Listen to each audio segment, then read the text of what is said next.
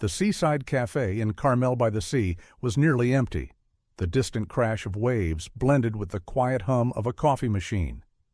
Clint Eastwood sat in his usual spot by the window, a steaming cup of black coffee in front of him, his sharp eyes gazing out at the endless ocean. But he wasn't watching the waves. He was lost in thought. At 90, Hollywood had all but left him behind. The calls had stopped, the industry had moved on. But what weighed on him wasn't being forgotten. It was the question he couldn't shake. Was it time to walk away? The door swung open with a soft chime. A young man hesitated at the entrance, scanning the room before locking eyes with Clint. He looked barely 30, messy hair, worn-out jeans, and a thick stack of papers clenched tightly in his hands. A screenplay. Clint exhaled. He had seen this before. Young dreamers chasing impossible odds. But something about the kid's expression made him pause. He recognized that look. It was the same one he had when he first stepped into Hollywood, pockets empty, but dreams overflowing. The young man hesitated, then walked toward Clint's table. "Mr. Eastwood, I don't want to interrupt, but He swallowed hard. "I need your advice." Clint looked up, his weathered face unreadable. "Sit down, kid." The young man pulled out a chair so fast it nearly toppled over. He placed the screenplay on the table, but didn't push it toward Clint. That told Clint everything. This wasn't about getting a break. This was something deeper. "I've spent 5 years trying to make this film," the kid said, voice trembling. "Everyone tells me it's impossible, that I don't have the right connections, the money, the experience." Frustration burned in his eyes. "I just need to know. How do you know when it's time to quit? When do you finally accept that maybe you're just not meant for this?" Clint leaned back in his chair, his old leather jacket creaking. He studied the kid for a long time. Then, in his familiar gravelly voice, he spoke.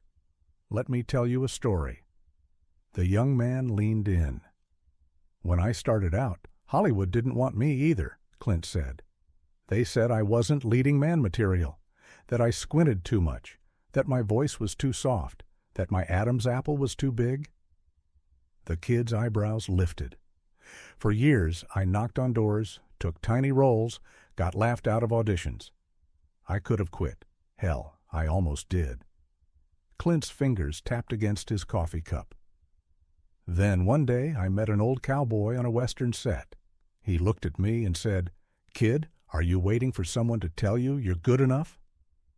The young filmmaker swallowed hard. "That was the day I realized no one was coming to save me. No one was going to hand me a career. So I stopped waiting. I made my own rules." He leaned in. "You want to make this movie? Stop asking if you should quit. Start asking if you're willing to keep going, no matter what." The cafe fell silent. The young man sat there, letting those words sink in. Then, slowly, he nodded. He picked up his screenplay, gripping it tighter than before. "Thank you, sir," he whispered. Clint gave him a slow nod. As the kid stood to leave, Clint called out, "What's your name, kid?" The young man turned back, determination burning in his eyes. "Christopher Nolan, sir." Clint froze. He watched as the kid walked out, back straight, script clutched tightly in his hands. And that was the last time he saw him. Years later, Clint sat in a packed theater, watching Inception unfold on the screen.